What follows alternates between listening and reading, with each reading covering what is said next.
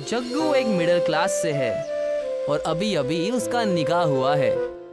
जग्गू की बीवी बबीता एक बेहद ही संस्कारी लड़की है। वो घर में सबकी इज्जत करती है और घर के सभी लोग बेहद खुश है कि उनको बबीता जैसी बहू मिली है। उठ जाइए जी, मैंने आपके लिए चाय बनाई है। अभी तो सूरज भी नहीं निकला है, तुम इतने जल्दी क्यों जगा देती हो? बाहर निकल कर देखिए, सुबह कब की हो चुकी है। मैंने नहा धोकर नाश्ता भी तैयार कर दिया है। अब जल्दी से चाय पीकर फ्रेश हो जाइए और उसके बाद हम सभी लोग साथ मिलकर नाश्ता करेंगे। तुम भी ना, जब से शादी हुई है तब से तुमने मुझे कभी भी देर तक सोने नहीं दिया है। लगता है तुम मेरी जिंदगी पूरी तरह से बदल दोगी। आपका भाषण फिर से शुरू हो गया। अब जल्दी से उठ जाइए, नहीं तो माँ जी आएंगी तो बहुत चिल्लाएंगी। जग्गू उठ जाता है, फ्रेश होने के लिए चला जाता है।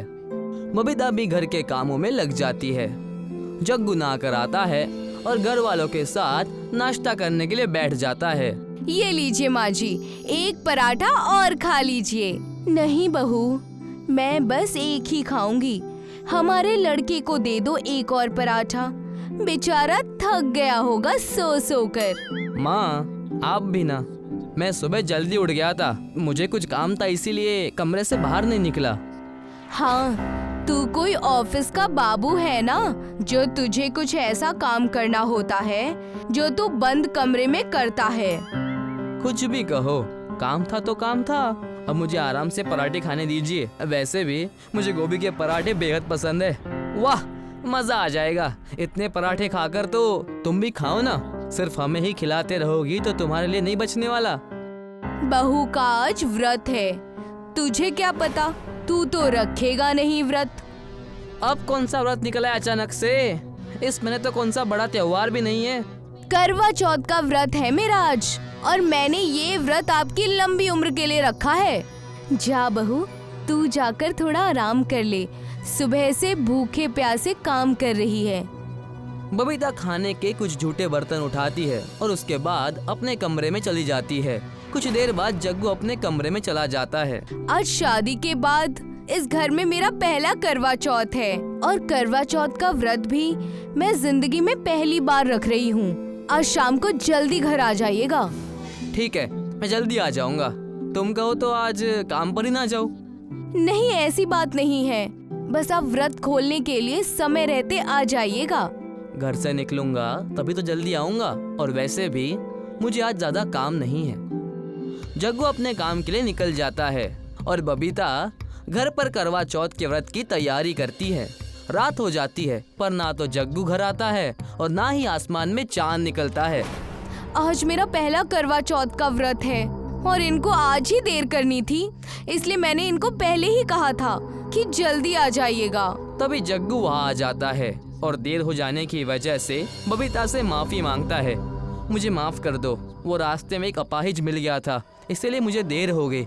पर अभी तक तो चांद भी कहीं नजर नहीं आ रहा है। वही ना, कितनी देर हो गई है। मैंने पूजा की सभी तैयारियां कर ली हैं, पर चांद का कोई अता पता ही नहीं दिख रहा है। बबीता और जग्गू बेहद देर तक चांद के आने का इंतजार करते हैं, पर तब भी चांद नहीं आता और भूख और प्यास से बबीता की हालत खराब होने लगती है और उसको चक्कर आने लगते हैं। मेरा सिर घूम रहा है और प्यास भी बहुत जोरों की लगी है। लगता है आज चांद भी मेरा इम्तिहान ले रहा है। मैं जाकर कुछ पूजा अर्चना करता हूँ, क्या पता चांद जल्दी आ जाए। जग्गू छत पर जाता है और चांद के आने के लिए पूजा करता है।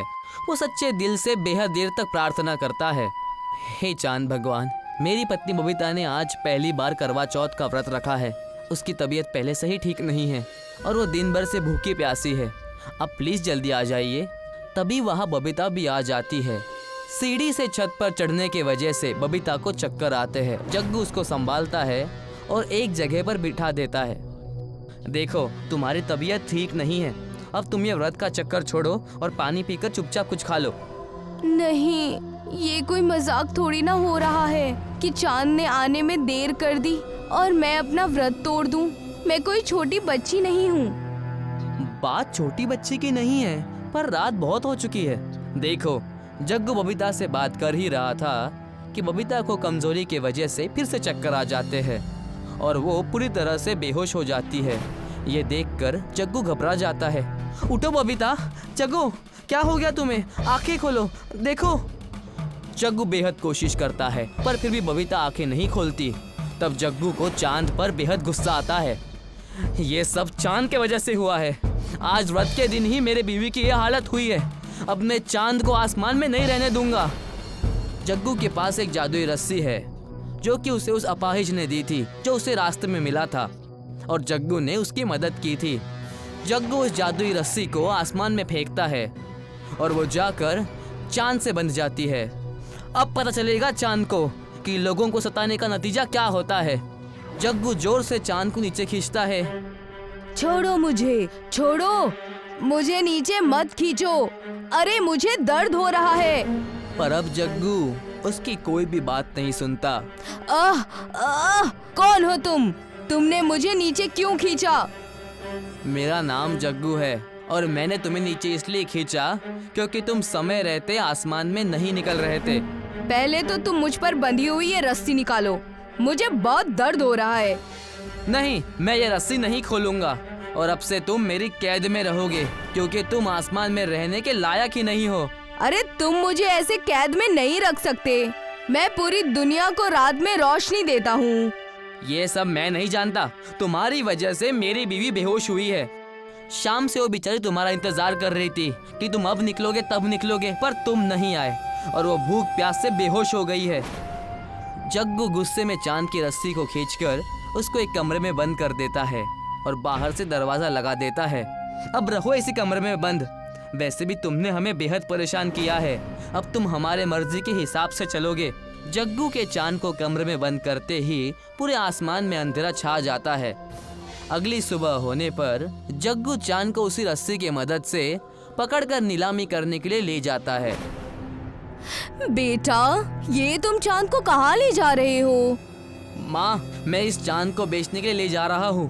पर तू ऐसा क्यों कर रहा है? तुझे पता है चांद की जगह आसमान में है, और तू चांद को जमीन पर कैसे ले आया? माँ, अभी मेरे पास इतना वक्त नहीं है कि मैं आपके सभी सवालों का जवाब दे सकूं, पर ये जरूर जान लो कि इस चांद के वजह से बबीता दिन भर भूखी रही है और रात को उसे चक्कर आए हैं। अब जग्गू गुस्से में चांद को वहाँ से ले जाता है। उसकी माँ उसे बहुत आवाज लगाती है पर वो किसी की बात नहीं सुनता और एक बाजार में चांद को लेकर चला जाता है। सुनो भाइयों, मेरा नाम जग्गू है और मैं चांद को बेच रहा हूँ। जो भी चांद की सबसे ऊंची बोली लगाएगा मैं उसी को चांद बेच दूंगा। 1000 रुपए चांद की कीमत है। मैं इस चांद के लिए 1500 रुपए दे सकता हूँ। अगर तुम चांद को बेच दोगे तो हमें रात को रोशनी कौन देगा? हमें रात को रोशनी की कोई जरूरत नहीं है और वैसे भी इस चांद को आसमान में रहने का कोई हक नहीं है। इसके वजह से दूसरों को बहुत तकलीफ हुई है। मैं इस चांद के लिए 5000 रुपए दे सकता हूँ। जग्गू उस आदमी को 5000 रुपए में चांद को बेच देता है और रात को वापस अपने घर आ जाता है। घर आकर देखता है कि उसकी माँ और बबीता दोनों जमीन पर बैठे हैं। क्या हुआ माँ, आप दोनों जमीन पर इस तरह से क्यों बैठे हो? हम लोग छत पर कपड़े लेने के लिए गए थे। आसमान में चांद न होने की वजह से अंधेरा था, इसलिए हम दोनों का पैर फिसल गया। अभी भी मेरी बात सुन ले बेटा, चांद को वापस छोड़ दे, नहीं तो लोगों को बहुत दिक्कत होने वाली है। अपनी माँ और बबीता के कहने पर जग्गू वापस उसी बाजार में जाता है। ये लीजिए आपके पैसे और चांद मुझे वापस कर दीजिए। जग्गू चांद पर बंधी हुई रस्सी को खोलता है। मुझे माफ कर दीजिए, मैंने गुस्से में आकर आपके साथ बुरा बर्ताव किया है, पर अब मुझे गलती का एहसास हो गया है अपने। मुझे पता था इंसान ज्यादा दिन तक कुदरत की चीजों के साथ छेड़छाड़ नहीं कर सकता, पर तुम्हें खुद ही अपनी गलती समझ में आ गई। चलो ये अच्छी बात है। चांद वहाँ से आसमान में चला जाता है और जग्गू चांद की रोशनी में अपने घर चला जाता है। गुड़गुड़ी नाम का एक गांव था। गांव में मगन नाम का एक चोर रहता था। मगन अव्वल दर्जे का बेवकूफ था। वो ढेर सारे हथियार लेकर रात को चोरी करने के लिए निकलता, लेकिन सुबह खाली हाथ वापस आता। क्योंकि मगन बेवकूफ था, घर के मालिक उसे बेवकूफ बनाकर घर भेज देते थे। पूर्णिमा की रात थी। रात के 12 बजे थे। मगन हाथ में हथियार लेकर चोरी करने निकला। एक बड़े घर के सामने आया और घर के पिछवाड़े आकर पीछे वाली दीवार को तोड़ने लगा। आवाज होने की वजह से अपनी आरामगाह में सोया सेठ जाग गया और समझ गया कि मगन आया है। लगता है मगन बेवकूफ चोरी करने आया है। इससे पहले कि ये घर की दीवार तोड़ दे, मुझे उसे रोकना होगा। सेठ घर के पिछवाड़े आया और उसने देखा कि मगन दीवार तोड़ रहा है। क्या रे मगन, क्या कर रहा है? चोरी करनी है, दीवार तोड़कर घर में घुसना है। अरे बेवकूफ, पूर्णिमा की रात कोई चोरी करने निकलता है क्या? खामोश रहो, मैं अलग तरह का चोर हूँ। मैं कुछ भी कर सकता हूँ।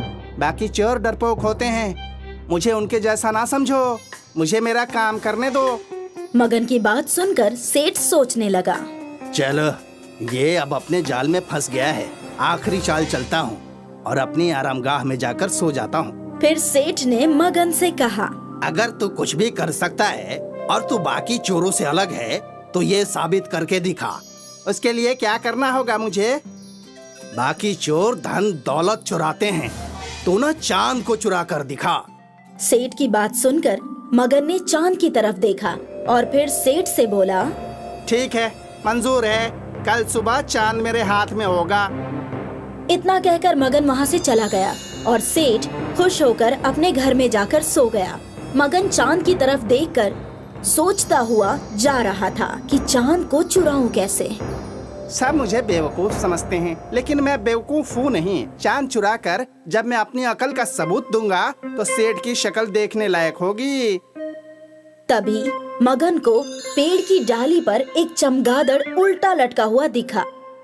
चमगादड़ों के नाखून की पकड़ इतनी मजबूत होती है कि उन्हें ट्रक से भी खींचा जाए तो भी नहीं छोड़ती। चांद की चोरी में चमगादड़ भी भागीदार होंगे। मगन ने चमगादड़ को डाली से उतारकर अपने झोले में रख लिया। फिर मगन गांव आया और रास्ते में खड़े एक ट्रक को चुराकर ट्रक को एक मैदान में लाकर खड़ा कर दिया। फिर उसने थैले से चमगादड़ निकाला और एक लंबी रस्सी भी निकाली। रस्सी का एक सिरा उसने चमगादड़ के गले में बांध दिया और दूसरा सिरा ट्रक के पीछे बांध दिया और चमगादड़ को चांद की तरफ उड़ा दिया। देखते देखते चमगादड़ आसमान को चीरते हुए ऊपर उड़ा, तो उसके साथ साथ रस्सी भी उड़ने लगी। चमगादड़ उड़ता रहा और उड़ते उड़ते चांद को जाकर उल्टा लटक गया। फिर क्या था, खुश होकर मगन ट्रक में बैठ गया और ट्रक को चलाने लगा। ट्रक की ताकत से रस्सी से बंधे चमगादड़ को खींचने लगा, तो चमगादड़ के साथ साथ चांद भी हिलने लगा और देखते देखते चांद जमीन पर आकर गिर गया। मगन झट से ट्रक से उतरा और उसने चांद को उठा लिया। चांद को देखकर मगन बहुत खुश था। चांद चोर चमगादड़, बहुत बहुत शुक्रिया। अब आप जा सकते हैं। मगन ने चमगादड़ को रस्सी से आजाद किया और उड़ा दिया। दूसरे दिन हाथों में चांद लेकर मगन सेठ के घर की तरफ निकला। मगन के हाथों में चांद देखकर लोग हैरान हो गए। मगन ने सेठ को चांद दिखाया तो सेठ भी हैरान होकर सोचने लगा। लंगूर के हाथ में अंगूर सुना था, लेकिन लंगूर के हाथ में चांद? इस चांद की जगह लंगूर के हाथ में नहीं, मेरे हाथ में है। मैं इसे हथिया कर ही रहूंगा। और फिर सेठ ने कहा, अरे वाह वाह मगन, तुम्हारी अकल और सूझबूझ की दाद देता हूँ। अब चोरी चकारी छोड़ो और एक म्यूजियम खोल लो। लोग चांद देखने आएंगे तो मोटी कमाई होगी। फिर क्या था, मगन ने म्यूजियम खोला और कांच की पेटी में चांद को रख दिया। दूर दूर से लोग चांद के दीदार करने के लिए आते थे और मगन की तगड़ी कमाई होने लगी। लेकिन ये ज्यादा दिन नहीं चला। चांद दिन ब दिन छोटा होता चला गया और अमावस की रात में चांद गायब हो गया। ये देखकर मगन रोने लगा। या खुदा, इतनी मेहनत से चांद चुराया था और चांद गायब हो गया। मैं बर्बाद हो गया।